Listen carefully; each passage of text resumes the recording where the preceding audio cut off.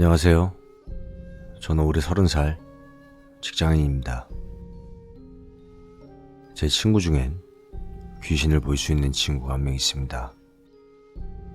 이 친구의 어머니는 현재 무당이기도 하고 외가 쪽에서 무당의 피가 흐르는 그런 집안이기도 해서 보기 싫어도 볼 수밖에 없다고 그렇게만 전해들었습니다.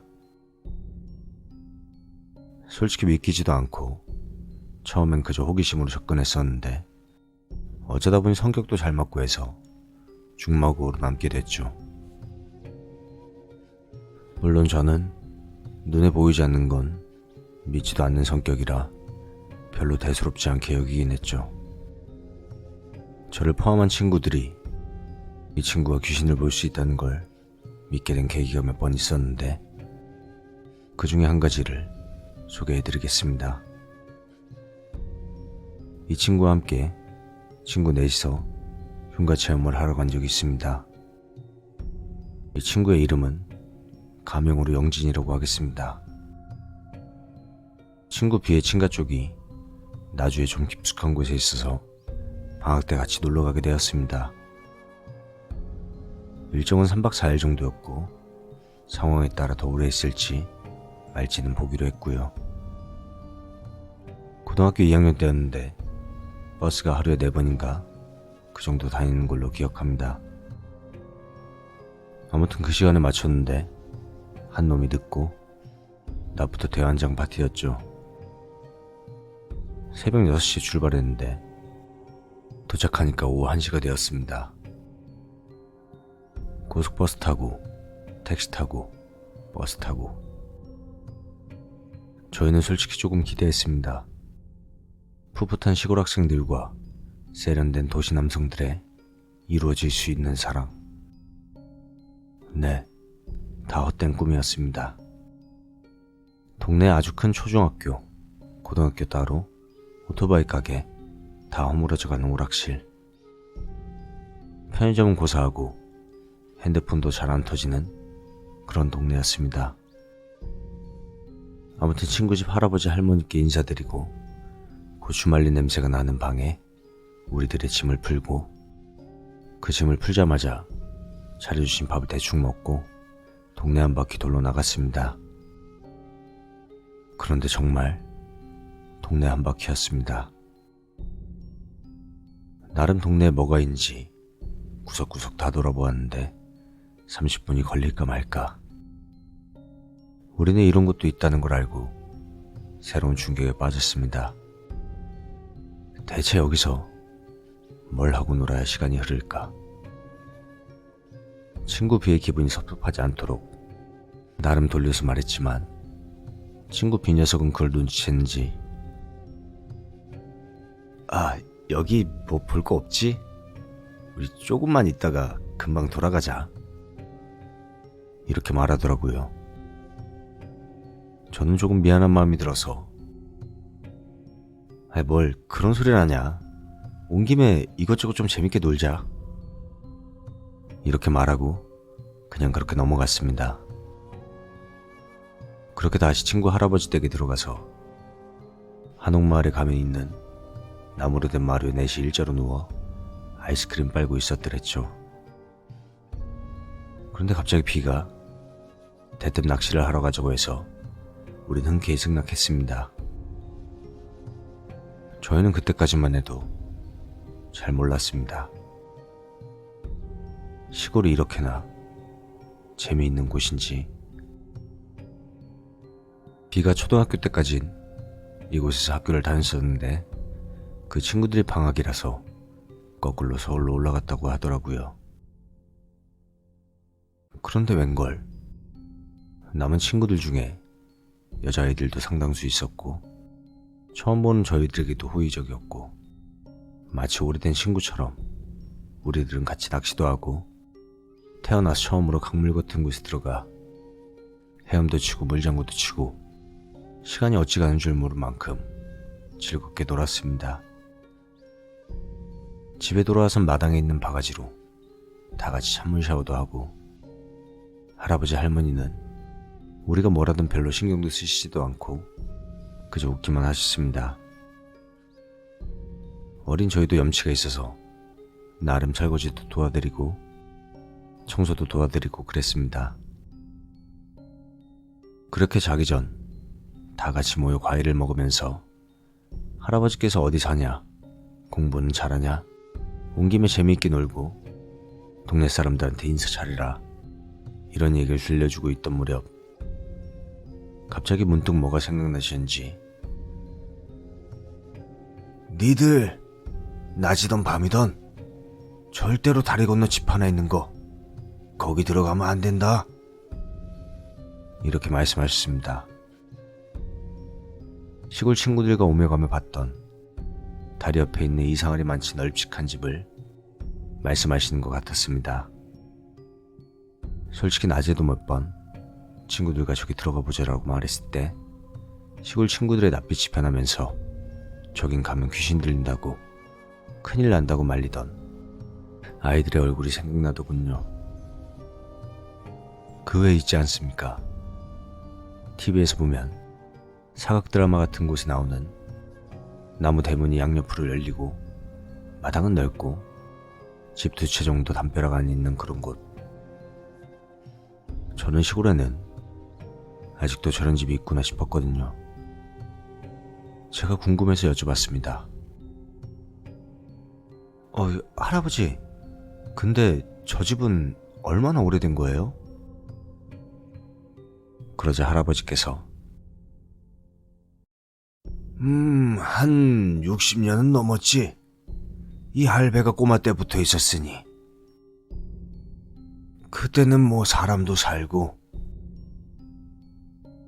아유, 이 양반은 가지 말라 해놓고 그런 얘기를 하면 어째? 할머니가 급하게 끼어드셔서 말을 가로막으시고 어서 과일들 먹으라고 그렇게 말씀하시더라고요.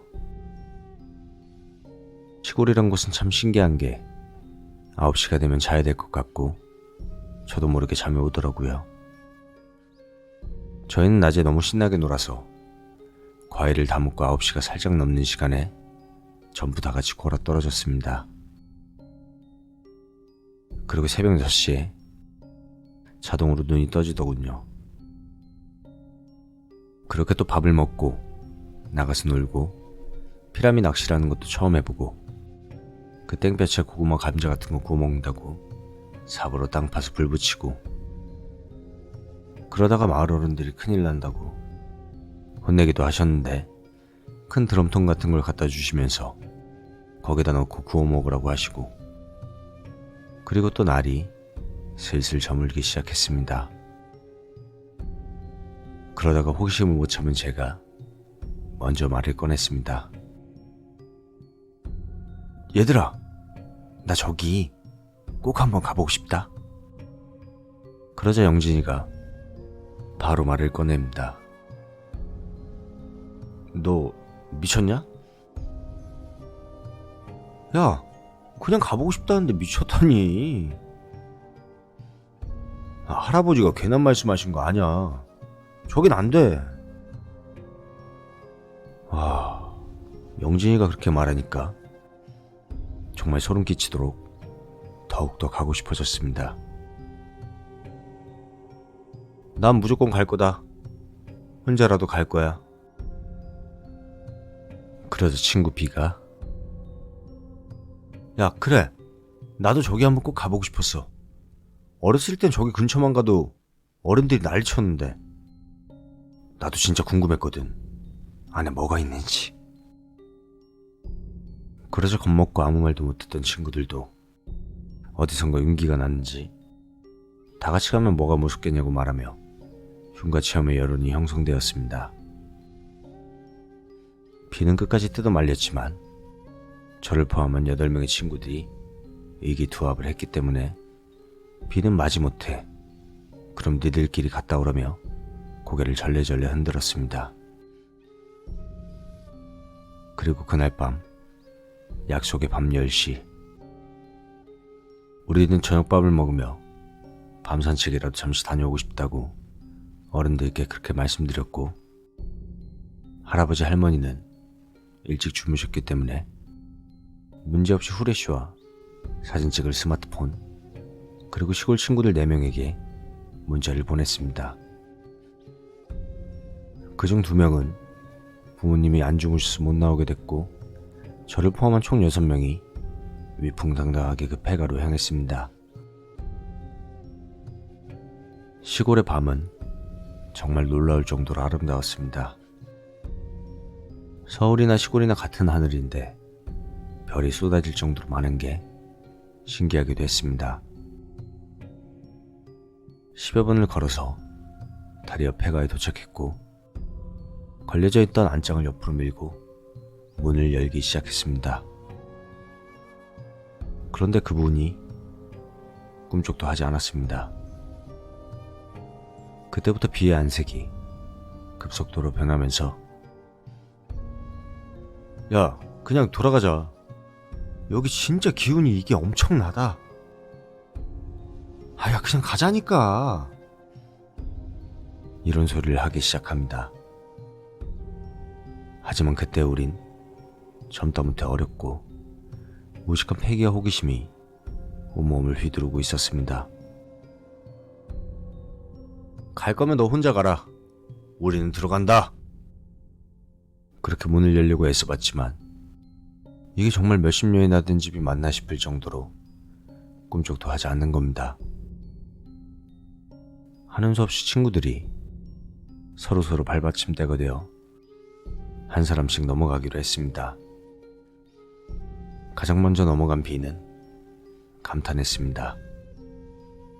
대체 뭘 보고 감탄한 건지 궁금했던 저는 가위바위보의 공평성도 잊은 채 친구들보다 먼저 훌쩍 담을 넘어갔습니다.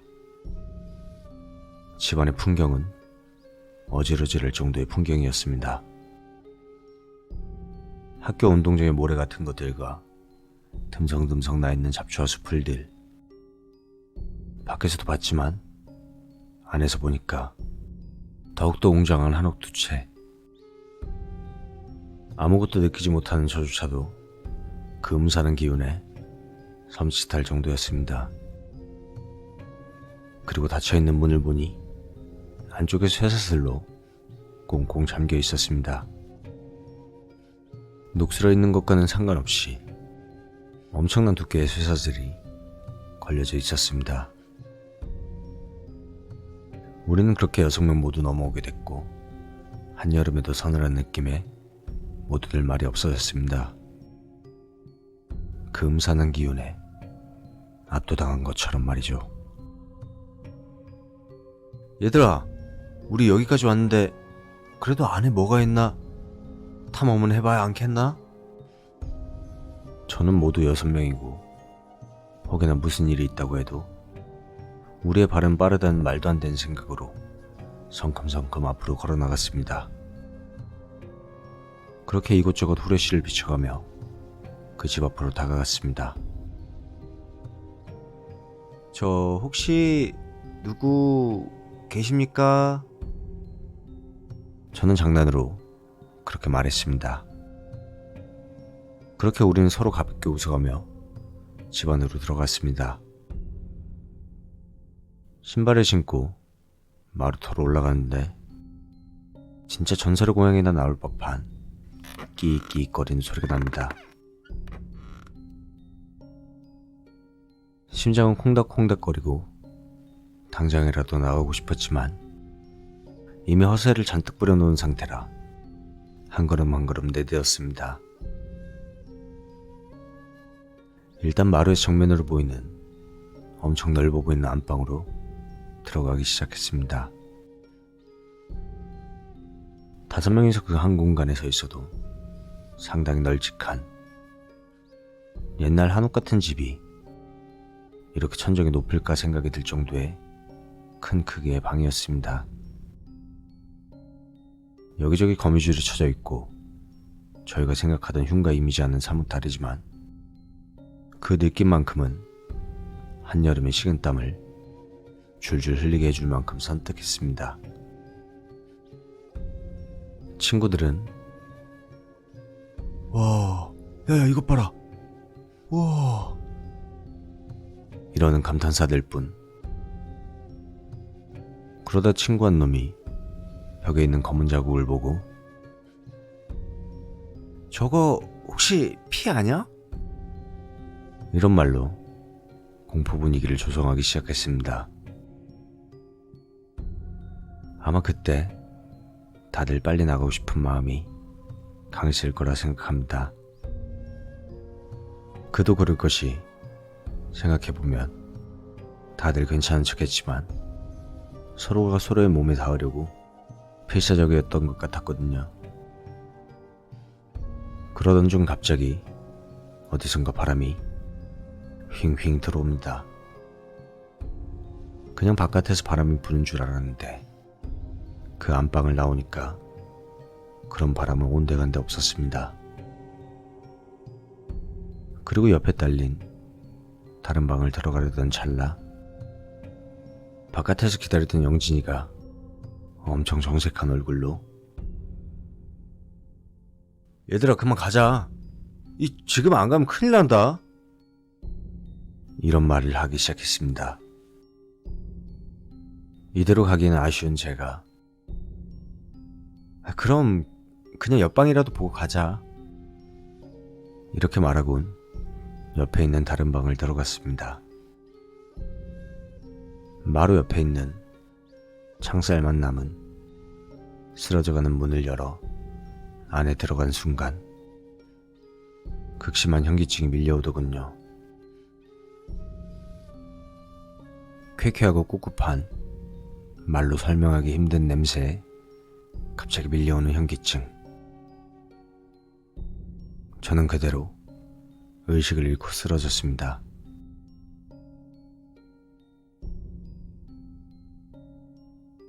얼마나 지난 걸까요? 일어나 보니 제 주변에는 아무도 없더군요. 바깥에는 비가 오기 시작했습니다. 갑자기 들려오는 빗소리에 공포감은 더욱더 가속화되는 느낌이 들었고요.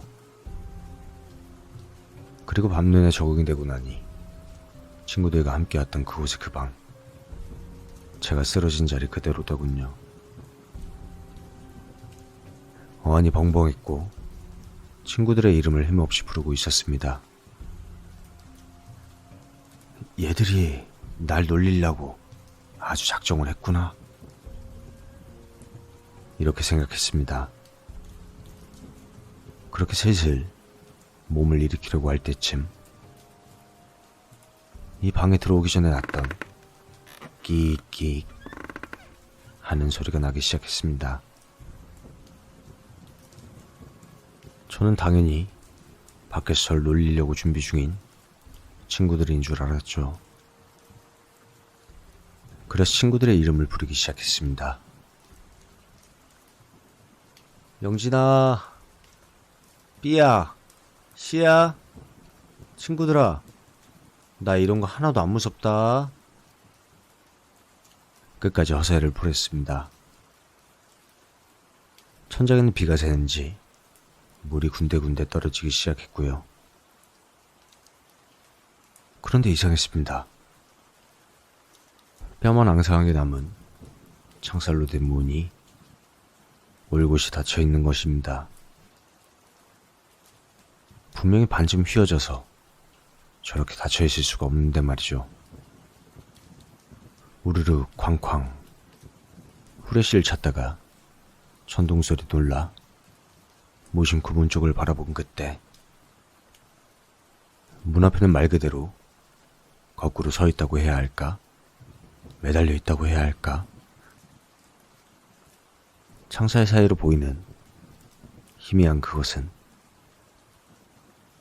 얼굴의 머리카락은 바닥으로 솟아있고 충혈된 눈과 단 한 치의 오차도 없이 멈춰있는 입.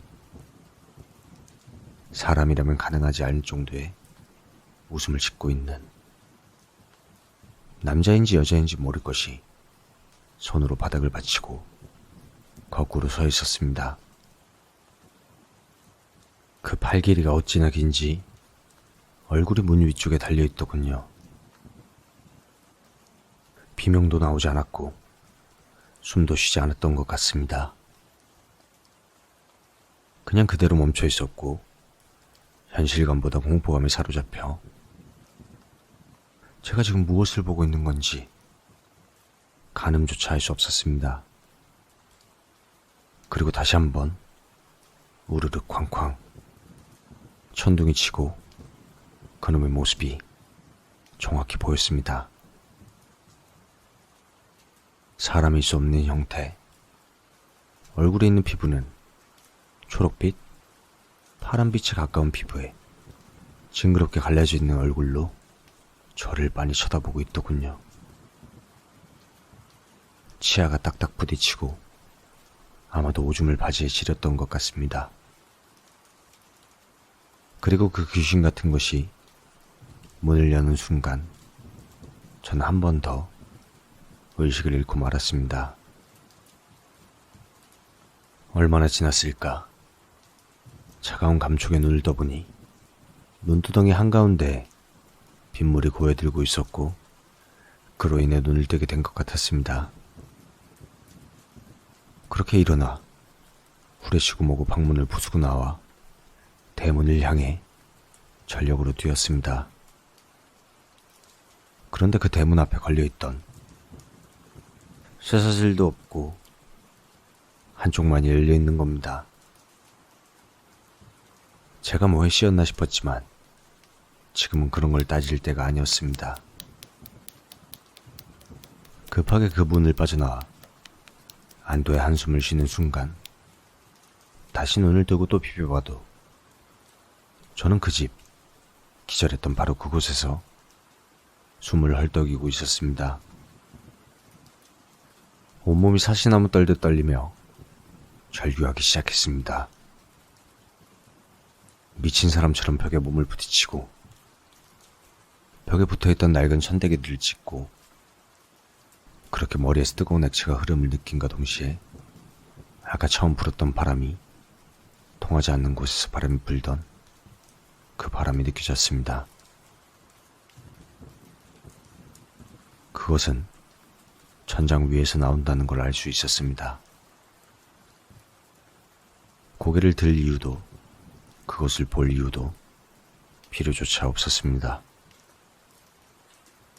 왜 봤는지는 지금도 모르겠습니다. 천천히 고개를 들고 제 고개 바로 앞에 있는 그것의 눈과 마주쳤습니다. 눈알은 대록대록 굴러가고 있었고 웃는 입가는 여전히 미동조차도 없이 그림을 붙여넣은 듯한 모습 그대로였습니다. 저는 그것과 마주한 채로 입을 다물고 흐느끼고 있었습니다. 그리고 제 얼굴로 무언가가 떨어지기 시작했습니다. 빗물인 줄 알았던 그것이 그놈의 침이었다는 걸 그제서야 알게 되었습니다.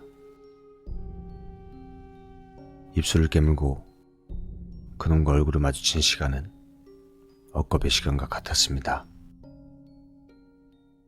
불과 50cm도 안 되는 그것의 얼굴이 점점 더 제게 가까워져 왔습니다.